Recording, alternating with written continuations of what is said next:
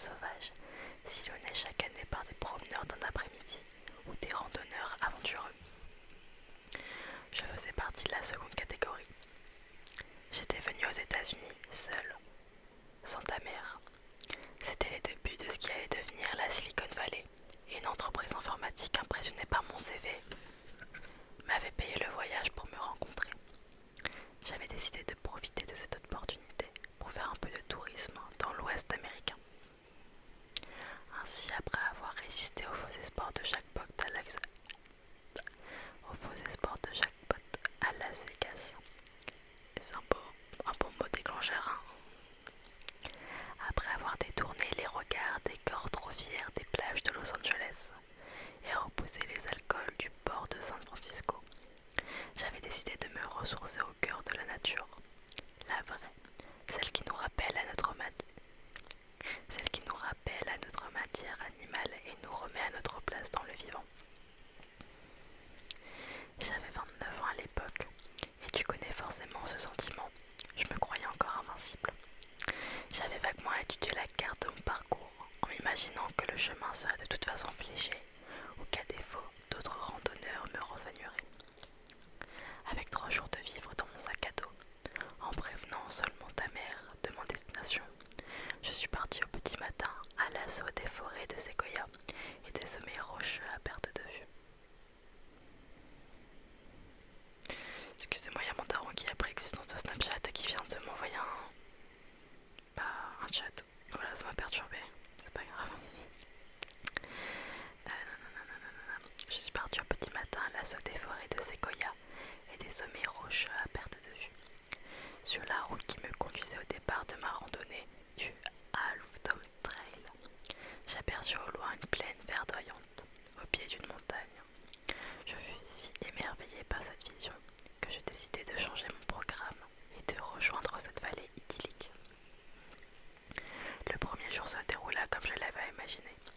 Des chemins balisés couverts par des feuilles ondoyants qui faisaient perler le soleil en grosses taches mouvantes sur la terre rousse. Mes pas croustillaient à chaque foulée sur les feuilles sèches, donnant à mon escapade des airs de friandise, me ramenant à mes propres balades d'enfant.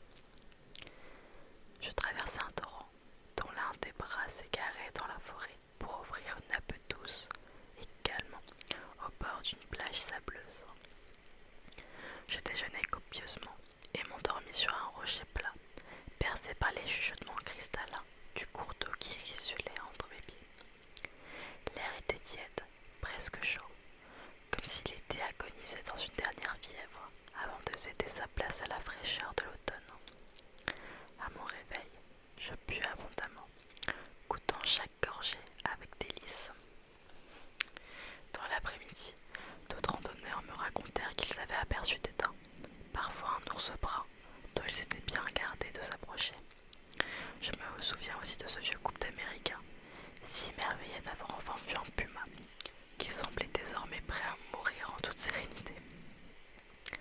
Après 2 heures de marche supplémentaire, je sentis mon corps se détendre et s'autoriser à respirer au rythme des ondulations nonchalantes de la nature.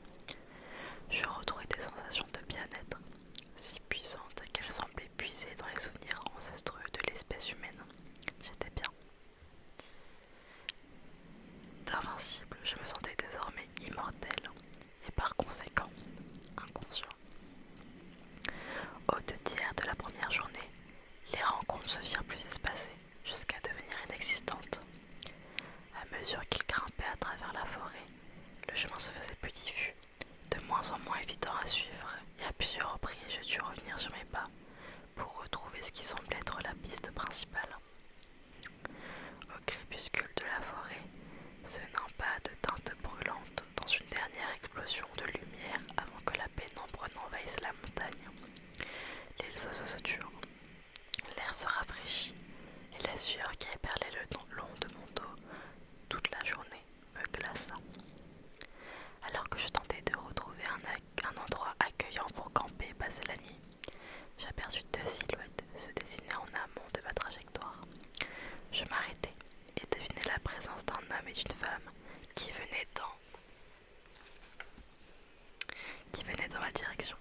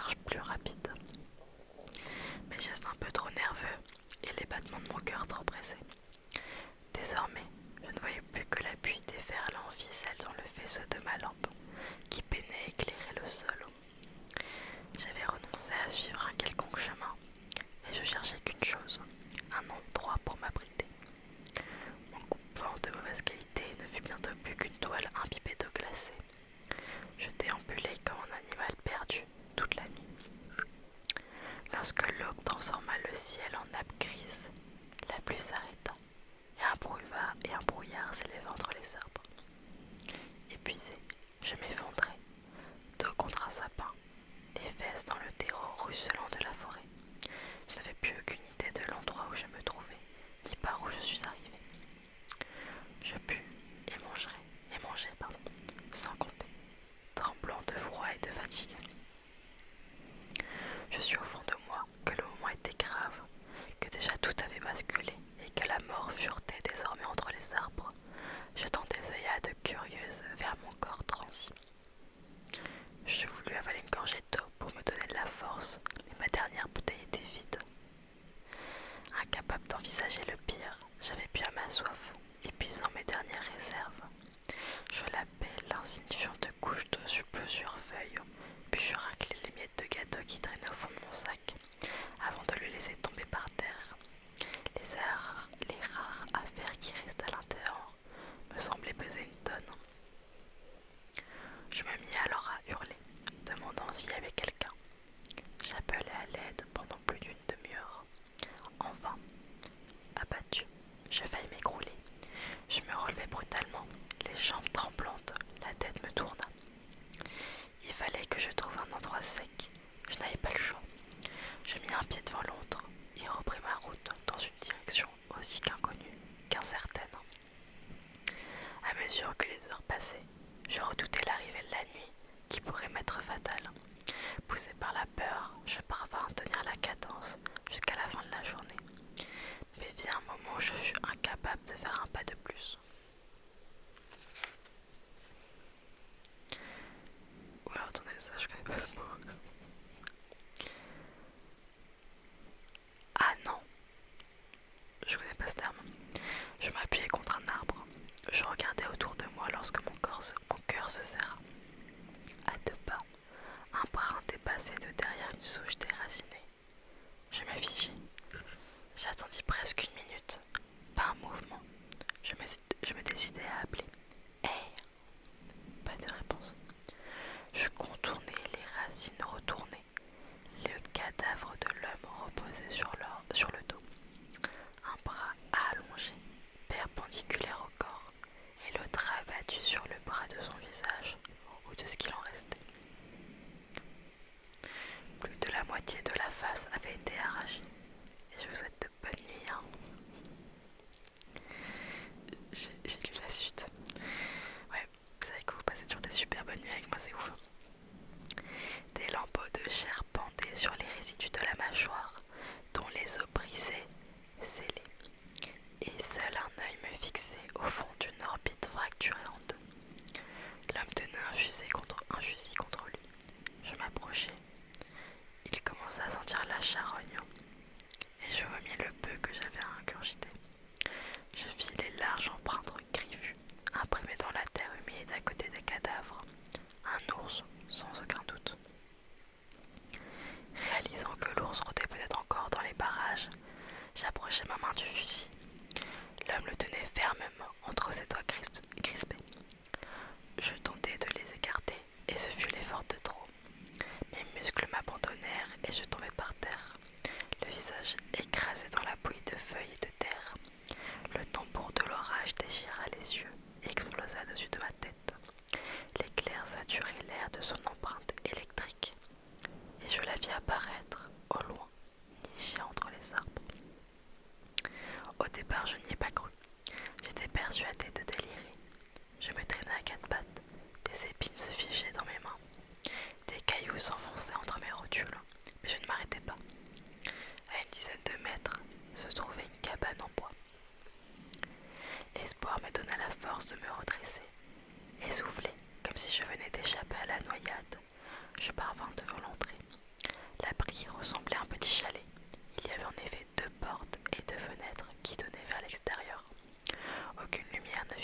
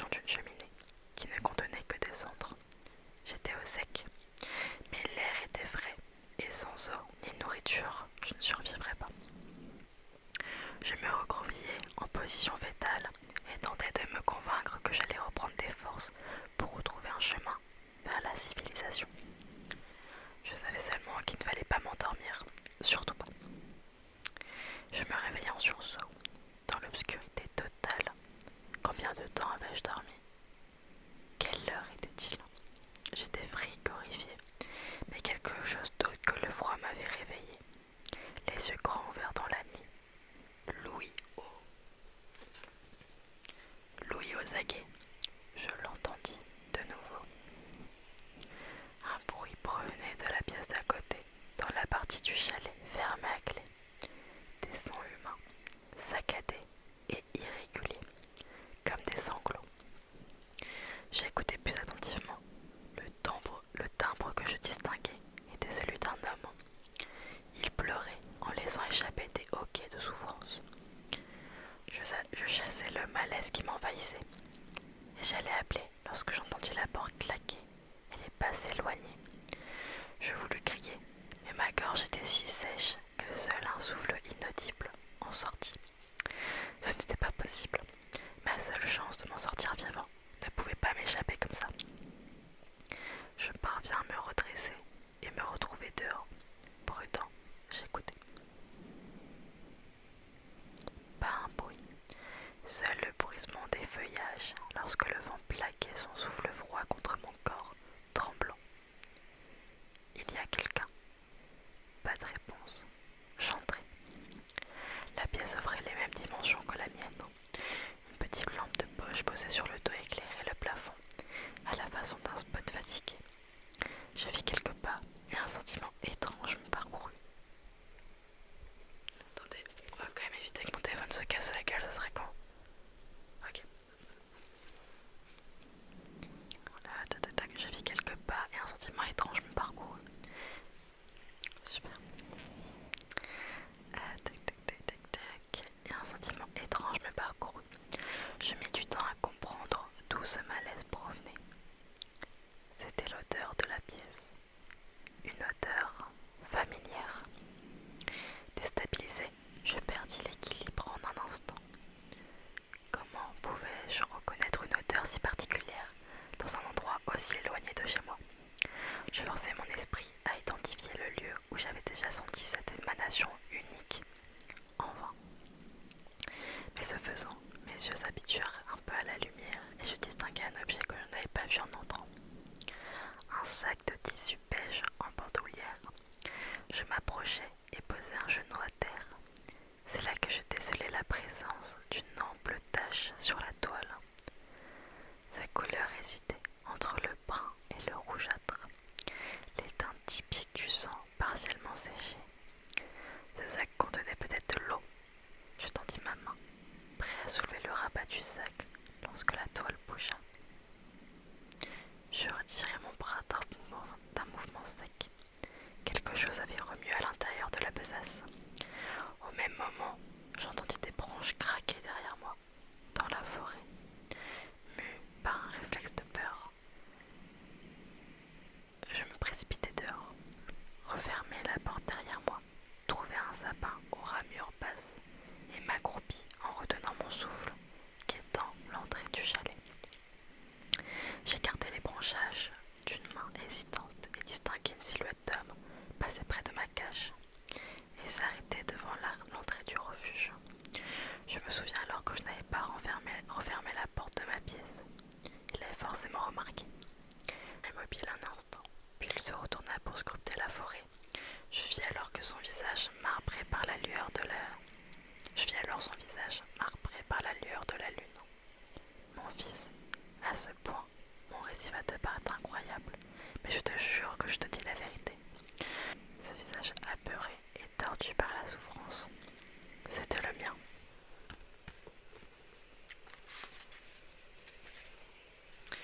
Je lus la peur dans les yeux de mon sosie. Il détourna la tête, entra en hâte dans le chalet et claqua la porte derrière lui. Il m'est encore impossible de te décrire précisément ce que cette vision provoqua en moi. Je crois m'être dit que la folie me gagnait et que cela m'était bien égal pourvu que l'on me donnât à boire et à manger. C'est ainsi que je quittai ma cachette et que j'allais frapper à la porte de mon alter ego. Après quelques secondes de silence, j'entendis « Qui est là ?» C'était ma voix, avec la même intonation grave et factice que je tentais d'afficher lorsque j'ai cherché à impressionner. « Je suis perdue depuis 2 jours et j'ai besoin d'aide, répondis-je. Pas de réponse. Il doutait. Je doutais. Je m'imaginais de l'autre côté de la porte,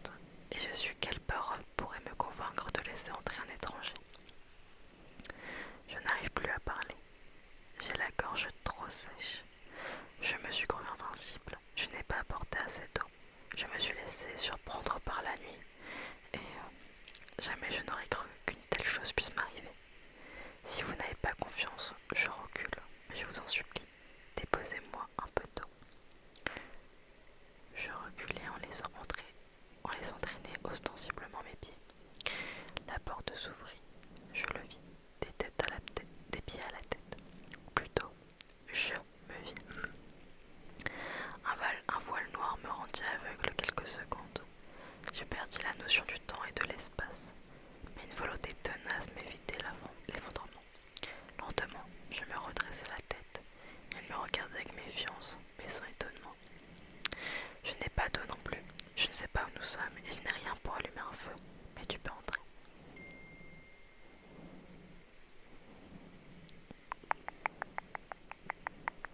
Il referma la porte et s'assit à l'autre bout de la pièce, face à moi, à côté de la lampe de poche retournée du sac. J'attendis que mes membres cessent de trembler et me redressai avec effort sur un coude. Le moment était surréaliste. Je reconnaissais chacun de ses gestes. Les miens. Je veux dire, quel est votre nom? J'articulai de ma bouche pâteuse. Tu sais très bien comment je m'appelle. Tu sais très bien qui je suis.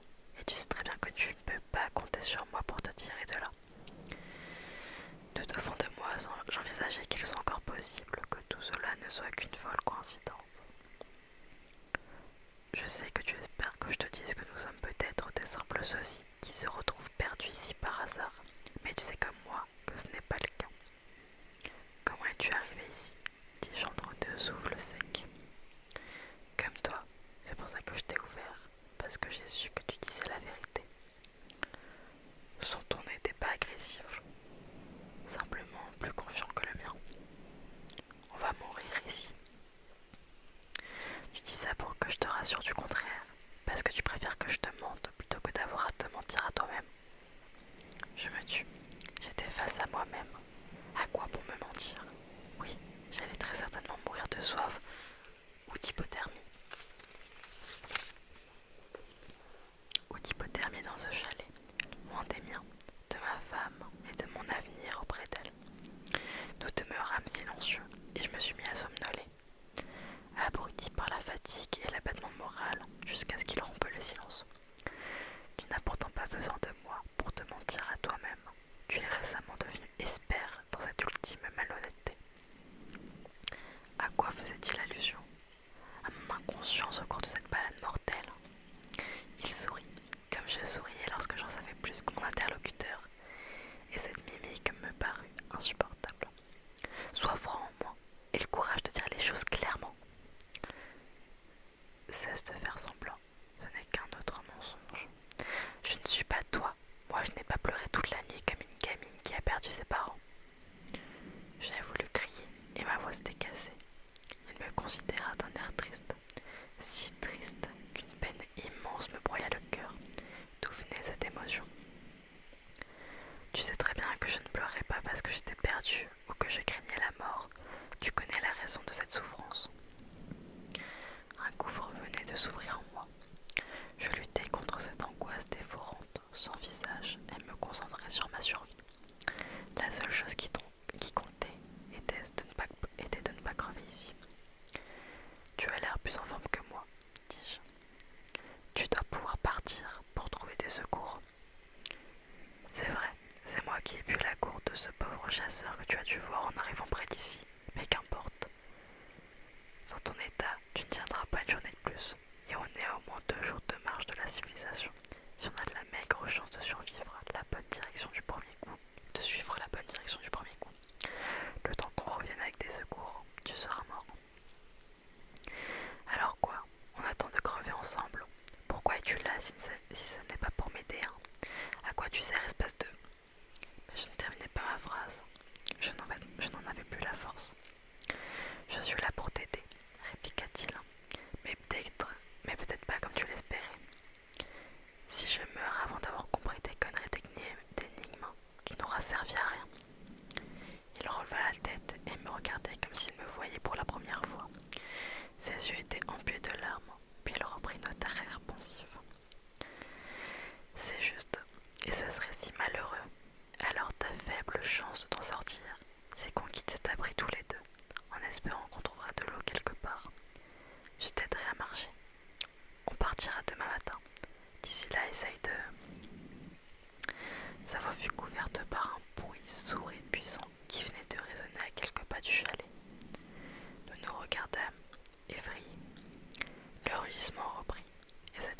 fis aucun doute. Il s'agissait du cri d'un ours. Je me traînai jusqu'à la fenêtre et vis sa grosse masse mouvante déambuler devant l'entrée du char. Je me réveillai en sursaut, incapable de respirer. J'étouffais. Cette fois c'était la fin. Une sensation indescriptible me ramena à la vie. Au-dessus de moi, je vis une gourde à la main. Me verser de l'eau sur le bord des lèvres. Où as-tu trouvé de l'eau? J'en ai toujours cru, me répondit mon alter ego, mais je devais l'économiser au maximum. J'ai attendu le dernier moment. Quand j'ai vu que tu allais mourir, je me suis dit qu'il était temps. Je voulus l'insulter jusqu'à ce que je réalise que j'aurais fait exactement la même chose. Gardez jalousement les réserves. Je n'en doute pas, dit-il en liaisant évidemment dans mes pensées. Mais me venir en aide si tu avais vu m'étouffer, tu l'aurais fait aussi. Puisque je suis toi et que tu es moi. Pas tout à fait, mais qu'importe. L'ours est toujours là. Il nous a sentis et je pense qu'il ne partira pas avant d'avoir obtenu sa ration de chair fraîche. Les ours ne mangent pas les hommes. Non, mais ils peuvent avoir envie de se venger. Dieu seul sait ce que le chasseur qui est passé ici a fait à la famille de cet animal. Et nous sommes dans le même chalet. Tourneau, encore? Non, il n'y en aura plus assez une fois qu'on aura quitté le chalet. Et l'ours? J'ai une idée. Il s'approcha du sac toujours posé dans un coin de la pièce, le poussa et révéla une boîte de cartouches. Je les ai ramassées sur le cadavre, mais je n'ai pas réussi à lui prendre le fusil. Je n'avais plus assez de force. Maintenant que je suis un peu reposée, peut-être que... Mais l'ours va te pourchasser. Sauf si tu fais une diversion. Dans mon état. Dans ton état, tu as plus de chances d'échapper à l'ours en te cachant que de trouver la force pour arracher le fusil de la main du chasseur mort. Je chargerai l'arme et je reviendrai te chercher. Je le tuerai et on rentrera tous les deux. Tu as assez d'eau pour nous deux si on se remet en marche. À condition d'être économe, on a une chance. Je le regardais, je me regardais dans le fond des yeux. Je n'osais pas poser la question qui me brûlait les lèvres. Vas-y, dis-le, puisque tu y as pensé. On est entre nous, termina-t-il d'un sourire désolé. Qu'est-ce qui me dit que tu ne vas pas te servir de moi pour éloigner l'ours, prendre le fusil et les balles et t'enfuir avec le reste de l'eau? Tu seras armé, l'ours aura assez à faire avec moi et tu n'auras pas partagé le peu d'eau qu'il te reste. Tes chances de survie seront bien supérieures que si tu tentes de tuer l'ours. Si tu y parviens, tu partageras ton nom avec moi, au risque que nous mourions tous les deux de soif. Et toi, que ferais-tu à ma place? Je fus incapable de répondre, et cette incapacité seule me terrifia. Tu ne me fais pas confiance, reprit-il. J'aurais peur de toi, c'est ça. Parce que tu sais qui tu es au fond, tout au fond, là où les autres ne voient jamais, même ceux qui te connaissent ou pensent te connaître depuis toujours. Un courant glacé me pétrifia le ventre et une nausée me monta aux lèvres. Mes yeux se tournèrent naturellement vers le sac replié sur lui-même au coin du chalet. Qu'y a-t-il dans ton sac? Demandai-je entre deux respirations souffreteuses. Ouvre-le et tu verras toi-même.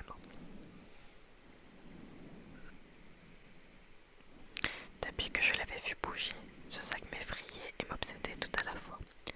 Je me levai et marchai d'un pas hasardeux. Je me baissai et tendis la main. Une peur effroyable me terrassait. Tu as peur de ta peur. Ouvre-le, me dit ma voix dans mon dos. Je posai une main et la toile bougea de nouveau. D'un mouvement paniqué, je tirai le rabais et poussai un cri de terreur. Le sac grouillait de serpents. Je tombai à la renverse et reculai les fesses par terre dans l'autre coin du chalet. D'où vient ce sang? Demandai-je, haletant. Il me fixa de ce même air triste, inquiet. Je ne suis que toi. Si tu me donnes pas la réponse, je ne peux pas la dire à ta place. Dis-le. Tu as peur de savoir et par conséquent j'ai peur que tu ne me fasses du mal quand tu sauras. Comme toi, tu as peur que je te trahisse une fois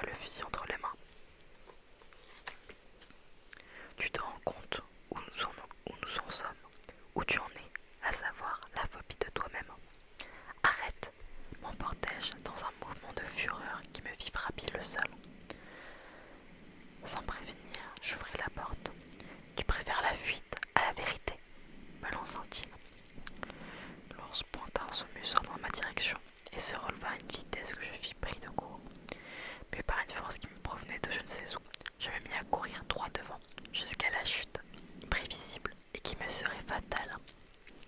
Étalé sur le sol, incapable de faire un geste de plus, j'entendis le martèlement des pattes de l'animal sur le sol, le fracas croissant de la forêt piétinée, brisée par la rage de la vengeance.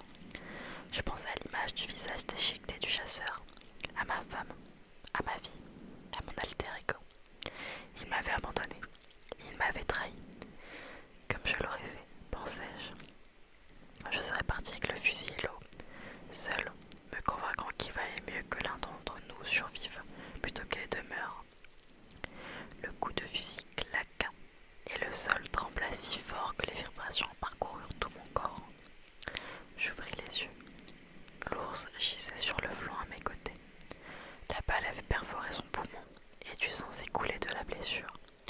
Il agonisait et me regardait, sans colère, sans rancœur. Il vaut mieux partir maintenant. Il était revenu me chercher et me tendait la main. Nous marchâmes au hasard, moi appuyé sur lui. Nous buvions par infimes gorgées, mais les réserves diminuaient vite et nous serions bientôt à court d'eau. Plusieurs fois, l'envie de lui voler la gourde me traversa l'esprit, mais à chaque fois, il me regardait pour me dire qu'il savait. Où est le sac ? Demandai-je. Je l'ai laissé là-bas. Je n'allais pas m'encombrer d'un poids supplémentaire. Nous traversâmes une forêt et longeâmes des falaises qui nous rappelèrent celles que j'avais peut-être suivies en venant me perdre jusqu'ici. C'est à ce moment que j'entendis les voix. Plusieurs personnes criaient mon nom au loin. Des voix d'hommes ainsi que la voix d'une femme. Ma femme. J'allais être sauvée. Nous allons être sauvés, me corrigea-t-il. Je réfléchis soudain à l'absurdité de la situation. C'est Sauveur et ma femme qui découvriraient deux hommes en tout point similaires. Lequel d'entre nous repartirait avec ma femme ? Je m'éclipserai avant la rencontre si tu me promets de lui dire la vérité, me lança-t-il. Quoi ? Oui, je m'en irai loin d'ici et vous n'entendrez jamais parler de moi, mais tu lui dois la vérité. Quelle vérité à la fin ? Celle qu'une partie de toi est venue fuir ici, celle qu'une partie de toi a cru pouvoir oublier dans cette balade au sein de la nature pure et sauvage.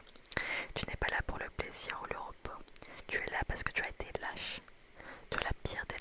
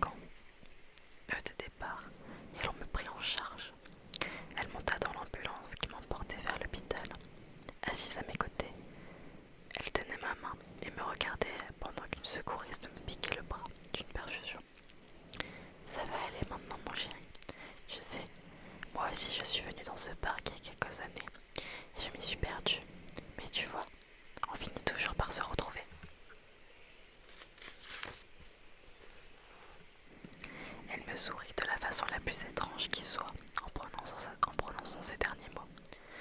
Son regard ne se détacha pas du mien pendant quelques secondes. Elle détourna la tête. Ta mère est partie avant moi, mais je n'ai jamais osé lui demander